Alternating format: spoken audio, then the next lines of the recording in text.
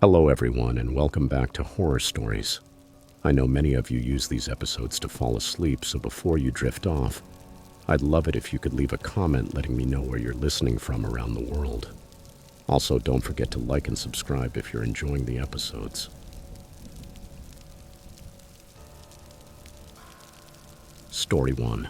It was the first Friday of August 2024, one of those rare days in Seattle when the sky stays clear from beginning to end. And when, finally, our group chat lined up with the forecast. I had a 3-day gap before heading back to my shift at Harborview. Cassie had managed to free up her bartender schedule. Derek had just defended his master's thesis at the University of Washington. And June refused to spend another weekend holed up playing video games. We picked a destination we'd been mentioning for years. The backcountry camps above Lake Lena, on the eastern edge of Olympic National Forest. The plan was simple. Drive 2 hours across the Tacoma Narrows Bridge, stop at the Quilcene Ranger Station for permits, hike about 6 miles up to Upper Lena, camp there for 2 nights, and head back before Monday's I-5 traffic melted our enthusiasm for nature. Permits were easy enough, aside from the rangers warning us that summer black bears had been unusually bold, and that in that zone, quiet hours were permanent, 24/7. We hit the main road by noon, windows down, cedar and dust rushing in like it had been bottled in a nostalgia lab. My phone lost signal right where pavement turned to gravel. That inevitable mental reset set in. The certainty that nobody could track us down for favors or directions until we decided. The trailhead lot for Lake Lena was half full, mostly day hikers. We split up the gear, locked the Subaru, and started climbing through switchbacks in second-growth forest. Even in August, the air was cool enough to keep sweat from turning to torture. Cassie set a fast pace that made Derek groan, but sunlight hitting the emerald lake below made it worth it. We paused at a wooden bridge to filter water and take a picture of a banana slug the size of a dinner roll, then pushed on up the steeper switchbacks toward Upper Lena. Around 4 p.m., we reached the first designated site, a semicircle of flat ground beneath hemlocks filtering the light into green coins. Someone had stacked fallen logs into a windbreak around the fire ring, and overhead 2 massive cedars held up cables strung for hanging food. We dropped packs with the collective sigh campers make when hip belts finally unclip.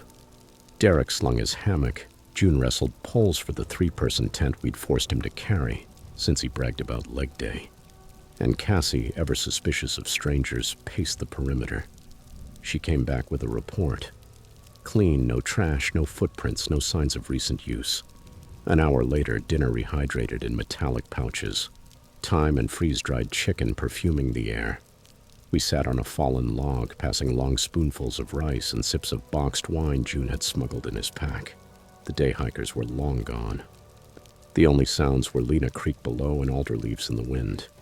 We were still laughing about Derek's advisor mispronouncing geomorphology when the stranger appeared. He emerged from the trail like he'd stepped out of a crack in the moss. Mid-40s, maybe older. Lean in the way that comes from endless miles on foot. His faded flannel blended into the rocks. His pack was an external frame relic from the Vietnam era, aluminum tubing dented and dull. He stopped at the edge of our clearing, unreadable face. Cassie raised a hand. "Good afternoon," she said, same tone she uses with drunk bar customers. The man said nothing. He slipped his pack off one shoulder, scanned the open spaces, then walked 30 yards past our fire pit to set up a solo tent on leaf litter. Silence settled like dew. Trail etiquette usually includes at least a nod, a weather comment, something. But he offered nothing. He hammered stakes with a rock, unrolled a sleeping bag, and sat cross-legged facing us. He lit a tiny fire, a fist-sized pyramid of twigs, and stared into it like the flames whispered secrets. Every few minutes I could feel his gaze flick toward us, then drop back to the embers. Derek tried again. "Nice weather, huh?" No answer. Light drained from the canopy. Gold, then amber, then graphite gray. The stranger never pulled out food, never opened a provision sack, never even checked the sky. Just watched. When the first star appeared, I suggested we hang the food bags early. No one argued. We kept talking in low voices, but every word felt flimsy against the steady, mute attention radiating from his fire. By 9, the temperature dropped. June's headlamp beam crossed the man's face by accident. His pupils reflected back pale, animal bright. He didn't blink. June jerked the beam away so fast it left comet trails in my vision. By 10:30, night had claimed the ridge. We doused embers, zipped tents. Derek and June took the big tent. I pitched my solo 3 meters away. Cassie chose her bivy sack near the bear cables. She likes waking under open sky. The wind rattled branches now and then, but the forest felt packed with cotton. I drifted off, counting my own heartbeat. A sound pulled me back. My watch read 12:14 a.m. Not the crisp snap of a branch, but a soft drag, deliberate, like a heel sinking carefully into wet pine needles. Another step, and another, circling us counterclockwise. A knot tightened under my ribs. Bears sound heavier. Deer snort and bound away. This was upright, careful. The footsteps passed behind my tent, paused, then continued. I heard fabric brush close to Cassie's bivvy. Her whisper cut the dark. "Hello?" No reply. The steps completed their orbit, then faded toward the stranger's sight. I strained to catch the sound of a zipper. Only wind on the slope. I must have held my breath until stars blurred above my mesh. At some point, exhaustion won. Morning brought gray clouds threatening drizzle. The first thing I noticed outside my tent. Emptiness where his tent had been. Bare ground. Cold ashes. No tracks to the trail or creek.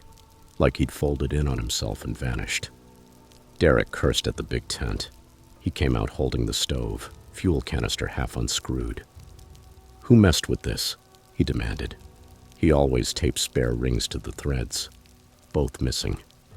Cassie found her trekking poles adjusted to mismatched lengths, propped against a tree she hadn't used.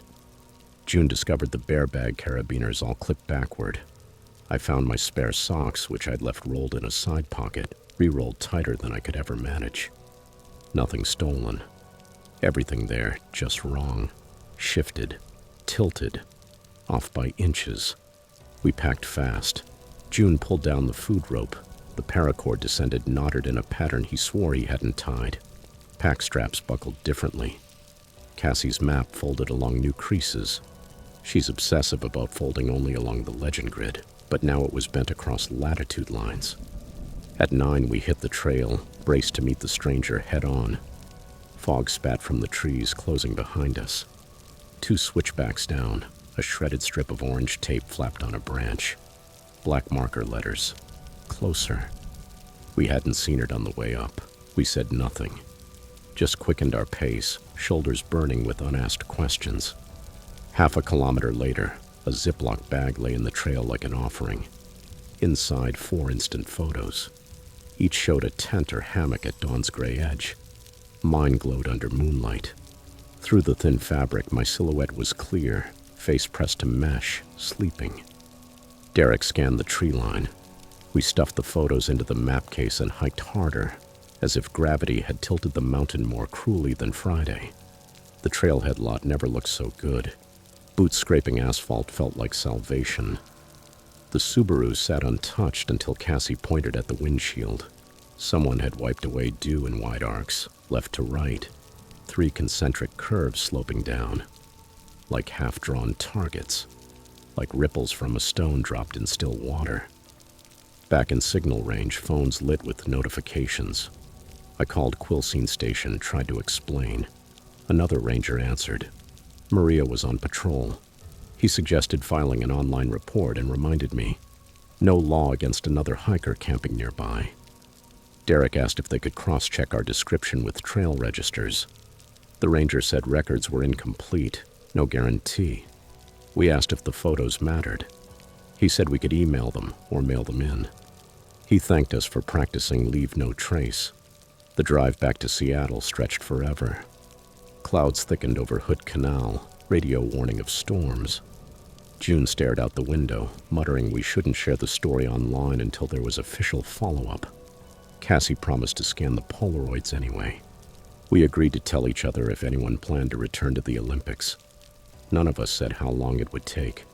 Fall crawled by. Derek drowned in job applications. June spent nights in multiplayer game rooms. Cassie doubled shifts at the bar. I thought distance would ease the unease. 2 months later, a padded envelope with no return address arrived at my apartment. Inside, one of my red aluminum stakes, slightly bent from that time I'd used it to prop a pot of boiling water. On the flat head, 3 black marker arcs rippling outward like concentric waves. I called Cassie. She answered on the second ring. Confessed she'd just found Derek's missing stove rings in her bag. Derek texted a photo of his thesis notes, margins marked with faint half circles he swore weren't there during defense. June started a video call to show his new laptop wallpaper, a grainy shot of our campfire taken from behind an unfamiliar shoulder, all 4 of us lit by flame. He thought one of us had sent it as a joke. None had. I reported the new details to the Mason County Sheriff's Office. An officer listened, asked if anyone had been threatened, then said, "Cross-county harassment is tricky without a suspect." He filed it away, suggested buying a security camera. Winter dragged over the Cascades, rain sharpening into sleet. I still hiked, but only crowded trails. I measured sight lines before dropping my pack, practiced what I'd shout if I heard boots in the night. Cassie swapped her bivvy for a lockable tent she'd sworn she'd never need. Derek clipped a whistle to his hammock cord. June refused to camp anywhere Polaroids could be taken. Said drones were next. Spring came. On my commute, under a sea of umbrellas, I passed a newsstand. Among postcards on the spinning rack, one sat reversed, blank side facing out. 3 marker arcs expanded left to right. No message, no date, just the pattern. I kept walking, heart pounding like pack straps on a steep climb. I've tried to decode what the stranger wanted. If it was theft, he failed in the strangest way. If it was violence, he had the perfect chance but chose to observe. Maybe the reward was altering our things. Proof our boundaries meant nothing in the weight of wilderness night. He learned the texture of our sleeping bags, the pitch of our zippers, the way we folded socks. Knowledge you can't put back in the box. Guidebooks warn about hypothermia, flash floods, cougars. None mention the man who measures breaths by someone else's headlamp, or how a shutter click can replace claws. Since that August weekend, I've understood.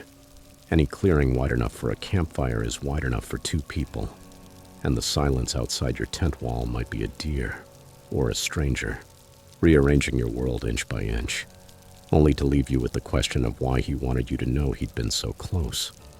Before moving on to the next story, if you're new to our channel, don't forget to subscribe and hit the bell so you don't miss upcoming horror stories. Your support means everything. Share these with friends and family. Thanks for joining us. Story 2. On Monday, October 7th, 2024, we should have been sitting in classrooms. But Tyler and I had spent too long staring at the filtered light spilling through the library windows at the University of Vermont.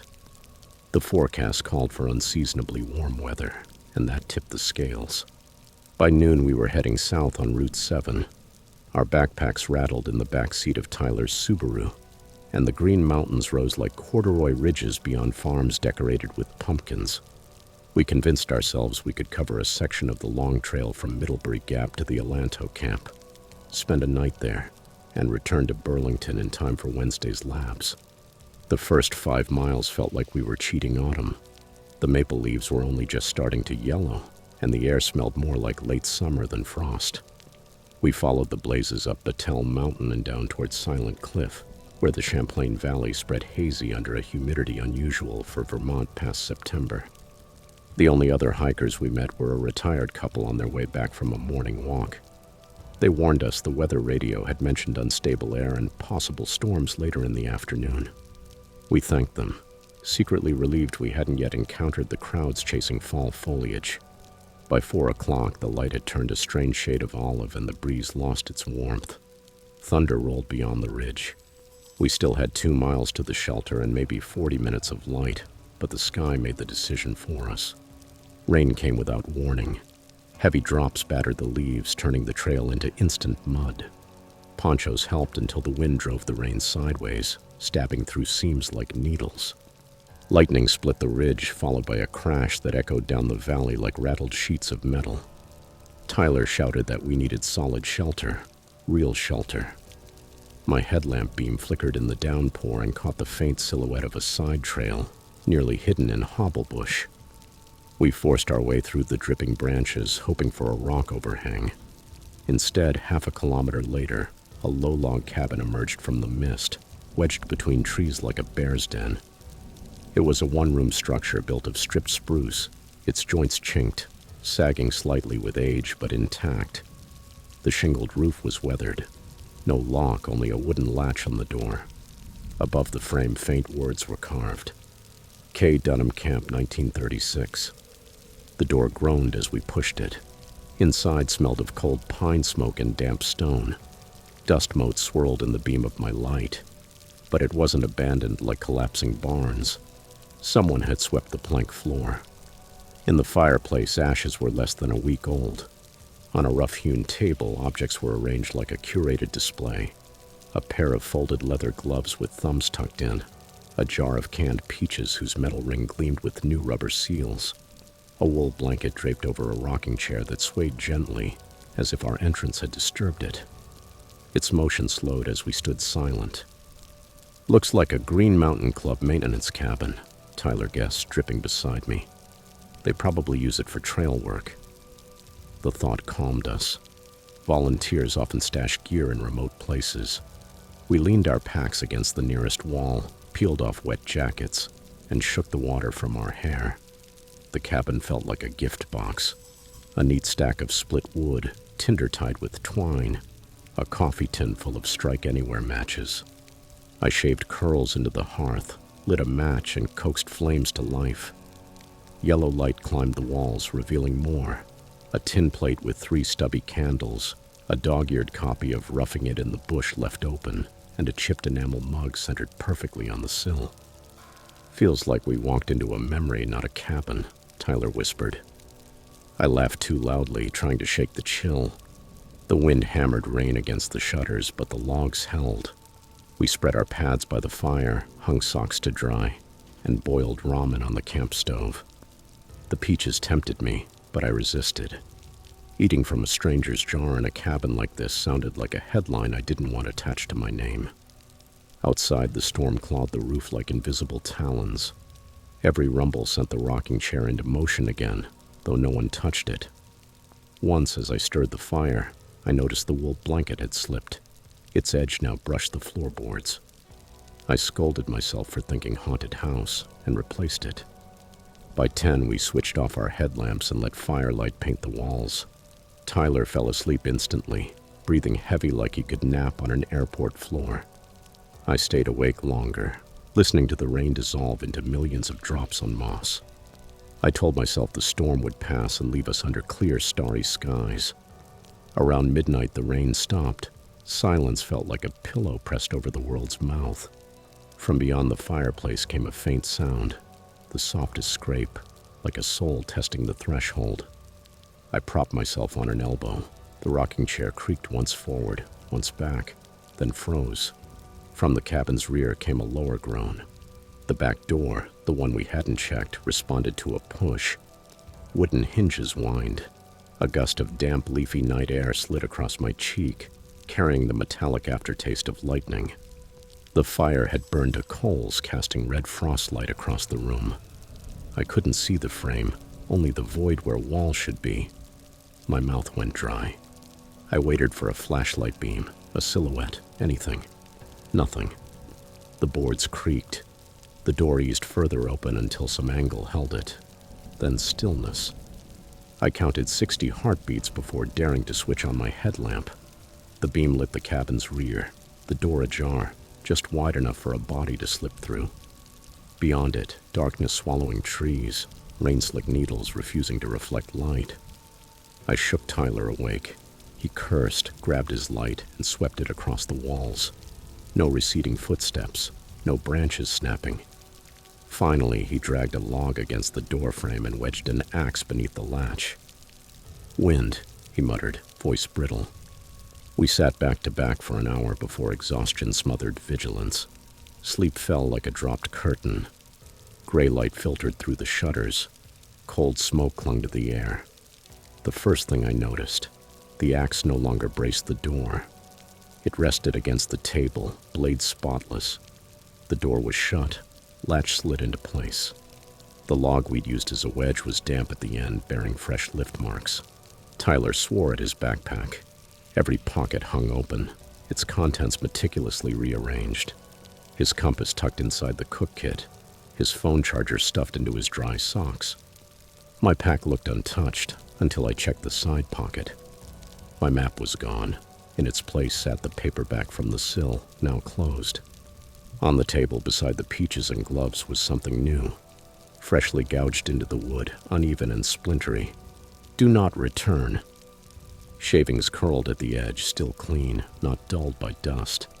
The cuts were ragged, like carved in haste or anger. We packed in silence. I doused the coals with filtered water. Tyler wanted to photograph the message, but my phone stayed black despite reading 80% the night before. We left through the front. Outside smelled newborn after rain. No prints marked the wet ground. From inside came one last creak of the rocking chair, as if it sighed at our departure.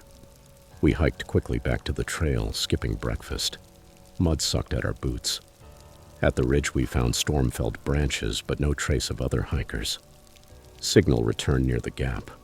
Both phones buzzed with queued notifications, but no missed calls during the storm. At the car, we stripped damp layers and sat in silence, heater running. Tyler finally muttered about needing coffee in Middlebury. I wanted to call someone, Rangers, sheriff. But what would we say? An unlocked cabin, no theft. Just our gear rearranged and a warning carved in wood. On state forest land, trespass is hard to prove. The fluorescent cafe lights in Middlebury felt surgical after the forest's green dimness. While Tyler ordered, I unfolded my damp map in the bathroom. At the corner where the side trail was drawn, something new appeared. A red ink line extending another half-kilometer into blank space. At the end, a tiny X and the initials KD. I hadn't carried a pen, and the handwriting wasn't mine. Back at the table, Tyler turned his phone to show me. He'd pulled up yesterday's barometer graph. The storm's final pressure spike logged exactly at 12:14 a.m., the moment my watch read when the back door opened. We drove north under low-gray clouds. Neither of us spoke about finishing that stretch of the long trail. That night in my dorm, I opened the book that had appeared in my pack. A loose sheet fell out, a Polaroid of the cabin interior. Foreground, the table. Behind it, the rocking chair. 2 sleeping bags lay by the fire, Tyler's blue, mine orange. The photo had to be taken before midnight because I'm visible, face half unzipped from my hood, mouth slack in unguarded sleep. The next morning I mailed a package, the photo, the annotated map, and a note with coordinates, addressed to the Vermont State Police Barracks in Rutland for whoever handled backcountry incidents. Weeks passed. Finals loomed. No reply. Tyler and I drifted. Our friendship stiffened around what we refused to name. Winter blew hard off Lake Champlain. In February, I finally received a padded envelope postmarked Rutland. Inside was my same photograph, returned without comment, and a sticky note in block letters. The cabin is not listed on any forest map. Suggest avoiding the area. Below, in smaller, shaky script. Others have reported the same inscription. I taped the photo inside my closet and shut the door. Some nights, when the dorm sinks into library silence, I imagine that rocking chair still moving in the dark, each sway ticking off time until another hiker stumbles on K. Dunham Camp. The carved message seemed polite, almost kind. Do not return. And we obeyed. But it doesn't feel like an invitation. It feels like a storm-battered warning sign. Still legible, still ignored, still waiting for someone who thinks warnings are for other people. Since then, Tyler and I haven't hiked together again. He spent summer coaching the crew team, always on the lake, where no hidden cabins wait. I took a campus job that never drags me out of Wi-Fi range. And yet, when autumn comes back and the first storms roll over the Green Mountain's spine, I swear I can taste the sweetness of canned peaches in the air. And somewhere, beyond the chapel bells and traffic murmur, a rocking chair creaks forward and back, asking if we've decided to return after all.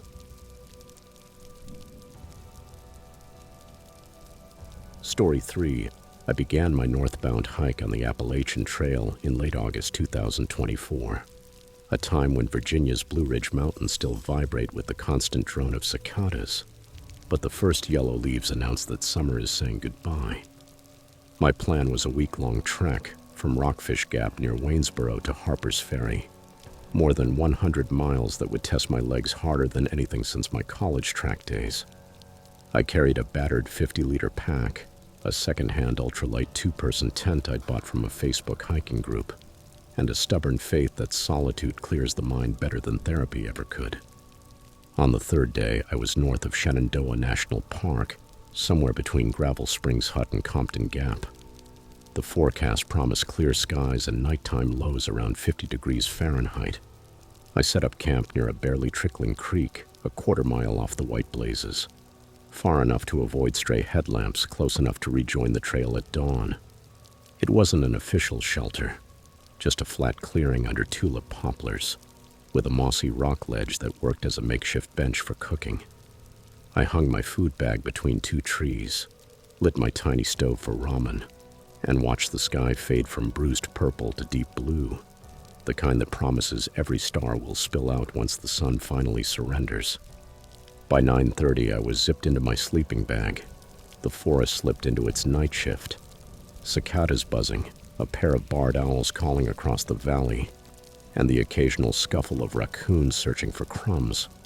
I drifted off thinking about the ache in my calves I'd drag into the morning, and the cheap burger I'd demolish in Front Royal in 2 days. Sometime past midnight, a voice broke through the night chorus. "Help me." It wasn't a shout, more like a frayed whisper with an edge of panic. I snapped awake. For a moment, I thought it was a dream bleeding into wakefulness. Then it came again, raspy, low, halfway between words and sobs. "Can anyone hear me? Please." I unzipped the bag halfway, straining to locate the sound. In a moonless forest, direction is slippery. Branches scatter echoes. Darkness swallows distance. The voice came from the west slope, maybe 100 yards, maybe more. No light, no crunch of footsteps, just that broken plea. "Hey, wait! Where are you?" I yelled. Silence stretched long enough to prickle my scalp, then faint again, urgent still.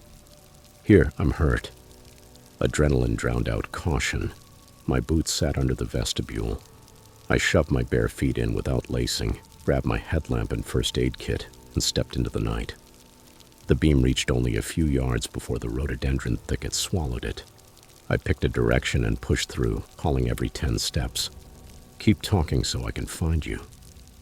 The reply came in fits and starts, always just a little farther, as though someone were dragging themselves deeper into the woods, hoping to be found. Branches clawed my pack straps. Wet leaves slid underfoot, the air thick with wet rock and rot. I followed the voice downhill for maybe 15 minutes before stopping to catch my breath. My GPS watch said I'd wandered nearly a kilometer from camp, down toward a creek I'd crossed earlier that afternoon. Mist pooled in the hollows, softening the beam of my headlamp. "Keep talking so I can find you," I shouted again. This time the voice came from my right, not ahead. Quavering, hesitant now, as if unsure it wanted to be found. "Please, help me."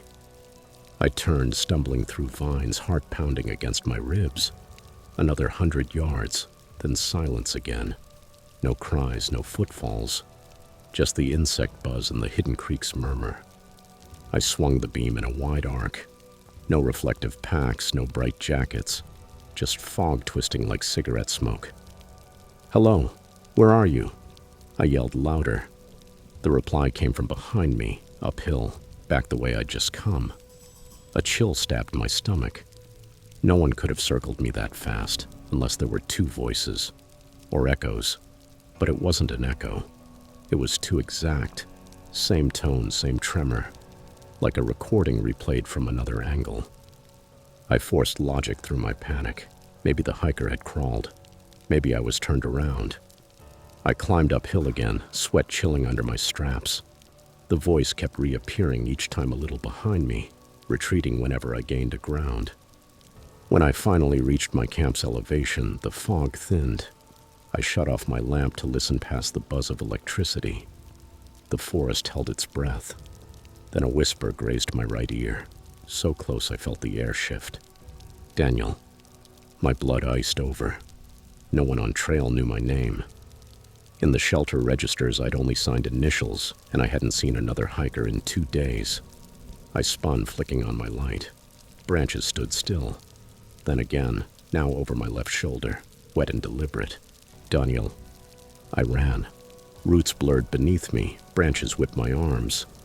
Twice I fell, scraping palms raw, but kept sprinting until my tent snapped into view.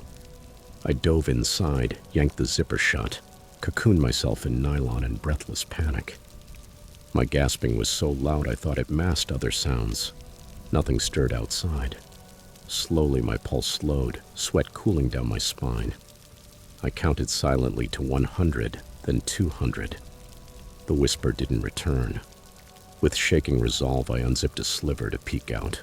The camp was unchanged, stove cooling on the rock, food bag swaying, branch half burned in the fire ring. But one thing was wrong. My left boot was gone. I stared at the empty patch of ground, disbelief churning. Both had been under the vestibule when I left. Now only one remained, laces gaping like an open wound. I raised my headlamp. Hanging from the outer zipper pull of my tent was a small figure made of sticks. 2 twigs crossed for arms and body, a head knotted from pine needles bound with black thread. I don't carry thread. It dangled at eye level, swaying with the faintest draft from my movement. My hand shook so hard the beam jittered everywhere. Crude but intentional, grotesquely precise. I zipped the tent shut, jammed earbuds in, and blasted a downloaded podcast to drown out any whispers that might slip through again. Sleep came in fragments, more collapse than rest. Each half-waking moment my eyes darted to the zipper, confirming the figure still hung there. It never moved. Dawn took forever. When gray light finally seeped through, I crawled out. Birds sang, dew dripped, the forest reset itself. My missing boot stood upright a meter from the tent, pointed toward the trail. Inside, a crushed cicada corpse and a strip of bark. No chew marks, no mud, just as if gloved hands had placed it. The twig figure still dangled. I snapped a photo with trembling thumb, then hurled it into the fire ring and burned it to ash. I laced both boots tight, tore down camp in minutes, and hit the trail with the nerves strung taut as wire. My 20-mile goal shrank to 1, get out. By mid-morning, I reached an overlook above Shenandoah's folds. Cell service flickered back. I called a ranger station, voice cracking as I spilled the story. The ranger listened patiently, but doubt laced his words. Voices are common in the woods. Wind carries oddly. Barred owls mimic human tones about the boot and the figure. He said bears drag sweaty gear, and hikers sometimes pull pranks with dolls or carvings. I almost shouted, bears don't tie knots and owls don't know my name. But in daylight, the protest sounded weak. I left the trail, hitched from US 522 into Front Royal, checked into a motel, showered twice like water might wash away the memory. That night, curiosity overpowered fear. I mapped the clearing. No side trails, no cabins, no service roads. Just the blue line of the creek. Zooming, the satellite view turned trees into pixels. Nothing. While drying my gear, I found something in my pack's top pocket, where I keep spare batteries. A strip of Tyvek. On it, penciled in shaky handwriting. You heard me. Don't answer again. The motel window overlooked a dark alley by the train tracks. Wind tapped the glass like fingers testing the pane. I booked another night, then a third. Spent hours trawling forums, missing hikers, legends, Bigfoot theories.